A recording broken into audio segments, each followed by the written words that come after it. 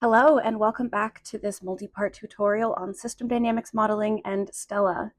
This is the sixth video in this series, so if you haven't seen the first 5, I recommend going back and watching those videos in this playlist so that you can learn a little bit more about system dynamics terminology, feedbacks, the basic components of a system dynamics model, causal loop diagrams, and systems behavior. We've made it to Module 2, and so now we will be building our first model together in STELLA software. We'll begin with some reminders about model components and causal loop diagrams, and then we'll translate a causal loop diagram into a model in STELLA. So let's begin with some review. The 3 major components of a system dynamics model are stocks, or the accumulation of a system's units over time; flows, which is the rate and direction of the movement of those units between stocks; and converters, which are not stocks or flows, but rather any process or constant that affects the stocks and flows in a system. And so these can serve as variables or constants. They can perform transformations and calculations, or they can serve as intermediate steps to break up complicated interactions or calculations into smaller pieces. Also, another reminder that causal loop diagrams are a graphical representation of a system that include all of the important variables, causal links, and feedbacks within a system.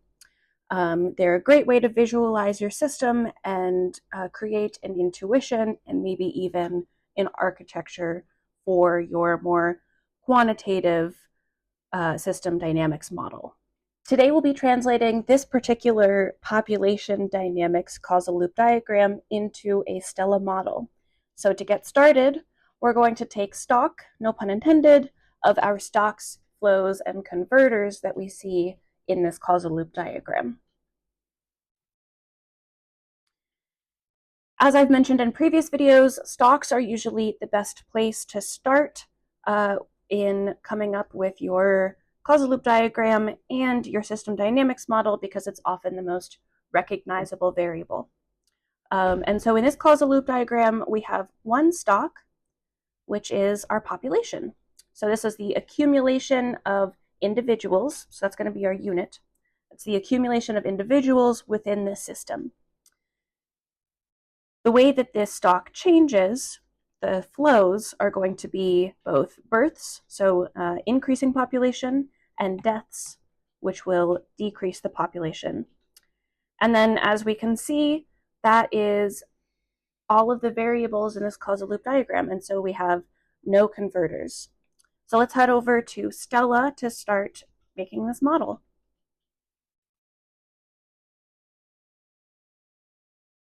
All right, here we are in STELLA. So let's start with a quick tour, and then we'll start building our simple population model. Up here at the top, if we click File, that's where we get to a new model. So let's open a new model, and we can go ahead and save this and call it a simple population model.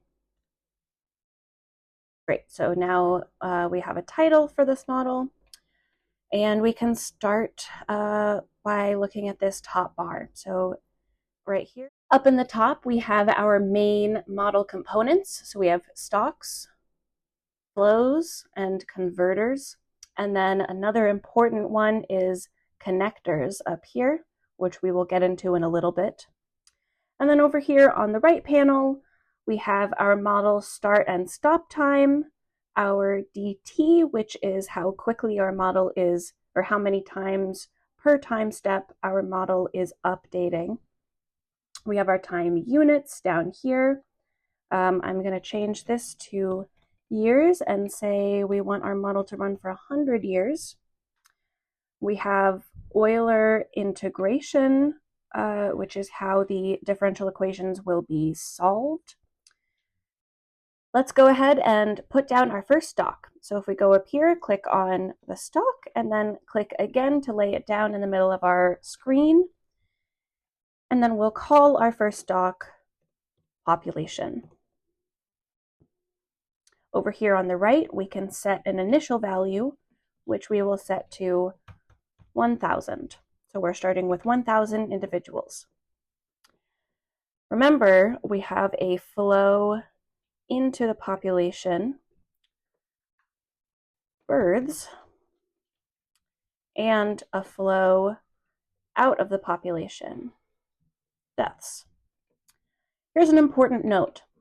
We can see for these flows, they have an arrow in the direction that they're flowing, and then also a cloud. And this is just saying that this is an open system. So people can come from some unknown place, and then they're birthed, and then they die and go to an unknown place. It's actually an interesting ethical question. But for our purposes, all that means is that they're not coming from an established stock or going into an established stock. They're just kind of coming from the ether and going back into the ether when they die. Okay, so now we have our two flows and our stock. Now we need to define our flows. So there are two ways that we can do this. We can define it either right inside the flow, so by clicking on it and then putting our equation right into here, or we can use some converters. We can click on it and place it down here, and we'll call this birth rate and say that our birth rate is 0.05. And then we can use a connector to connect our birth rate to our birth flow. And remember that birth rate is also dependent on how big a population is. So the size of the population dictates how many individuals can have new babies, which means that we'll draw a connector from the population back to births.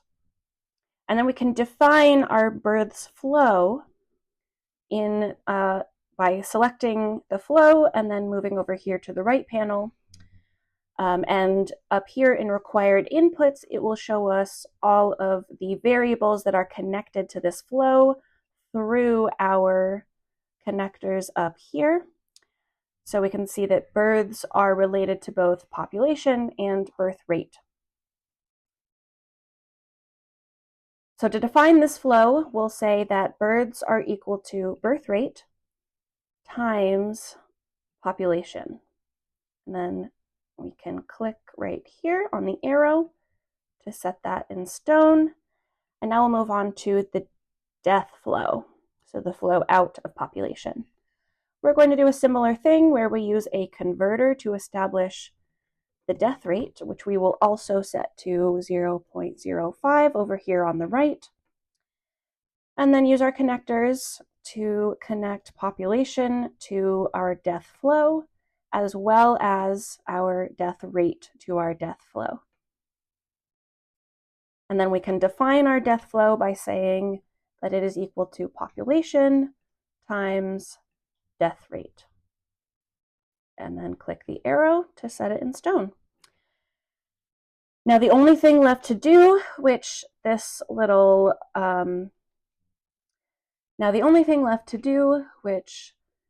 this guy in the bottom right corner will tell us, is to define units. So we have a few errors here, which just shows that all of our variables don't have units. So let's add them. Our population units is going to be individuals, which means that our flows are going to be individuals over years, because remember, our time units are years. And then our rate is going to be 1 over years for both the birth rate and the death rate. Okay, and then all of those errors have gone away, so all of our units are all squared away.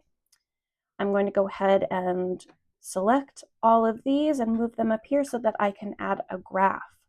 So let's go back up to this top bar and select this graph icon, and then plop it down underneath our model. And we're interested in keeping track of our population over time. So if we select our graph and then go over here to the right to series list, we can choose whatever variable we're interested in. In this case, it's population. And then make sure everything else is looking okay. We have a line graph. Our variable is population. We're interested in our current run. And then all of these are just some visual settings. So let's go ahead and run our model. And to do that, we can double click on the background to get back to this model settings tab on the right. And then we can go ahead and click the play button to run the model. And we can see that the population starts at 1,000, where we set it for our initial population, and then stays there for the full 100-year run. And this is because our birth rate is equal to our death rate, which means that we're in equilibrium because our stock is staying at the same place over time. A really cool feature of STELLA is that once we run a model, we can play with the parameters. And this is why I chose to define birth rate and death rate as converters rather than directly within the flow, because then we can adjust things like our birth and death rate and see how that might affect the trajectory of the model. So for example, I'll take this little dial for death rate, which is right now set to 0.05, and let's see what happens if we decrease the death rate a little bit. We can see that the more we decrease the death rate, the higher the population goes, and we start to see some exponential growth emerge to the point where death rate is 0. Or if we increase death rate beyond 0.05, then we start to see a population decrease and some exponential decay. So this is a great way to look at model behavior over time and to do some experimentation around parameter values and how that might shift model behavior. And then to reset the model, down here at the bottom, we can click this little return arrow, restore all devices, and it will bring us right back there. All right, in our next video, we will be working on building another population model that's a little bit more complicated than this one. Thanks so much for watching, and I'll see you next time.